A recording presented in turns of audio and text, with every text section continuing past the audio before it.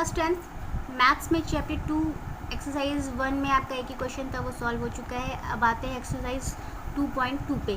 तो अगर आप क्वेश्चन नंबर 1 को फॉलो करेंगे स्क्रीन पर तो आपको ये 5 से 6 पार्ट में डिवाइड मिलता है। अच्छा, आपको ये मालूम है कि इसमें क्वाड्रिलेटरल और आपके ज़ीरोज़ के बारे में बात हो रही है, तो उसमें आपको क्वाड्रिलेटरल और ज़ीरोज़ के बीच में रिलेशंस दिखाने हैं इस क्वेश्चन में।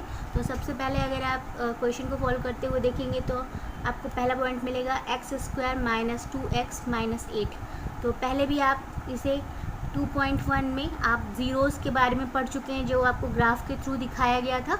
तो आपको यहाँ पे भी आपको सेम प्रोसीजर फॉलो ही करना है, बट यहाँ पे ग्राफ का हेल्प आपको नहीं मिल रहा है।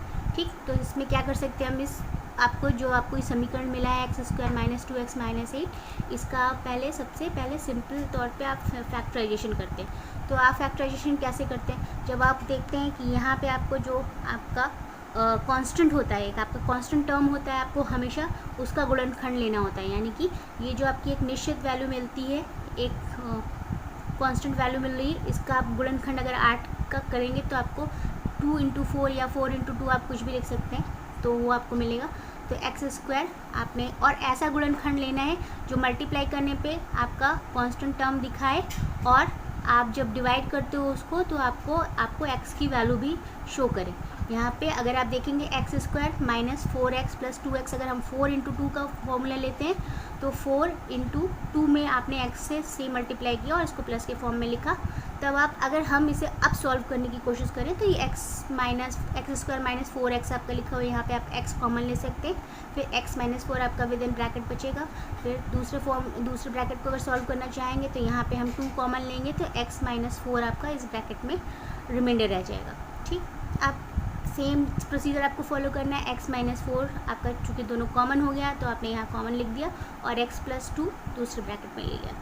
अब हमने ये कहा कि इस वैल्यू को x² माइनस 2x माइनस 8 में आपने जब रखा तो ये आपकी ज़ीरो कैसे शो करेगी। अगर आप x plus 2 is equal to 0 मानते हैं तो आपको ज़ीरोज़ का मान निकालना है इसमें भी।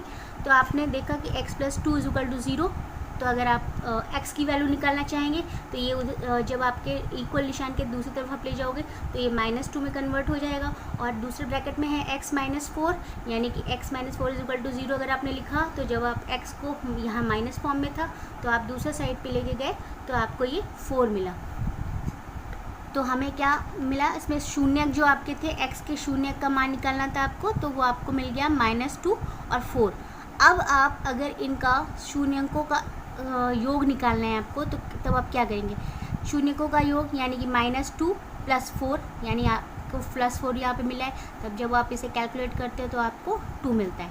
तो आपको फॉर्मूला रखना है अब कोफिशिएंट को निकालने के लिए, तो 2 यहाँ पे आपने रखा और दूसरा फॉर्मूला आपने रखा कि is equal to coefficient of x upon coefficient of x²। Hindi में अगर आप इस फॉर्मूले को देखेंगे तो आपको क्या मिलेगा कि शून्यकों का योग बराबर माइनस x का गुणांक बटे x² का गुणांक। ठीक है, शून्यकों का योग हमारा निकला 2, और माइनस x का गुणांक यानी कि आपका x का गुणांक, आपने x का गुणांक यहाँ पे देखा था, आपको यहाँ पे जो मिला था वो आपको कोफिशिएंट आपको लिखना है x यानी 2, आपने यहाँ पे 2 लिख दिया, और उसके बाद आपको x² का गुणांक यानी कि 1, x², यहाँ पे आप देख पा रहे हैं समीकरण में आपको 1 है, इसके आगे कुछ नहीं लिखा तो 1 हो गया, तो अपॉन 1 लिखा, यानी coefficient of x upon coefficient of x² यानी कि -2, और आपके पास एक माइनस पहले से ही था तो ये माइनस जब इस माइनस के साथ प्रतिक्रिया करेगा तो आपका ये प्लस हो जाएगा, तो यानी आपका शून्यकों का योग यहाँ पे आपका 2 हो जाएगा।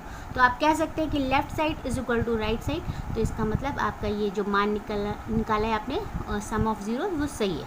ठीक, अब दूसरे वाले पे आते हैं। अब आपको कह रहा है प्रोडक्ट ऑफ जीरोज़ क्या है, तो प्रोडक्ट ऑफ जीरोज़ यानी कि शून्यकों का गुणनफल।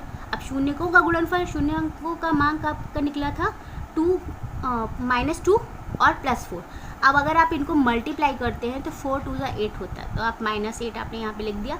अब आपको यहाँ पे रखना है मान -8, यानी कि अचर पद यानी कांस्टेंट टर्म आपका यहाँ पे है -8, तो आपने यहाँ पे -8 लिखा, और वापस से आपको ये कह रहा है कि कोएफिशिएंट ऑफ x² यानी x² का मान था 1, तो आपने यहाँ पे लिखा 1, तो -8 इज इक्वल टू यहाँ पे भी -8 हो गया, यानी लेफ्ट का जो आपका मान था वो राइट साइड के मान के बराबर हो गया, यानी कि आपका शून्यकों का गुणांकफल जो आया है वो भी सही है। तो इस तरह से आप ये कह सकते हैं कि आपने जो x का मान -2 और 4 निकाला था वो सही था।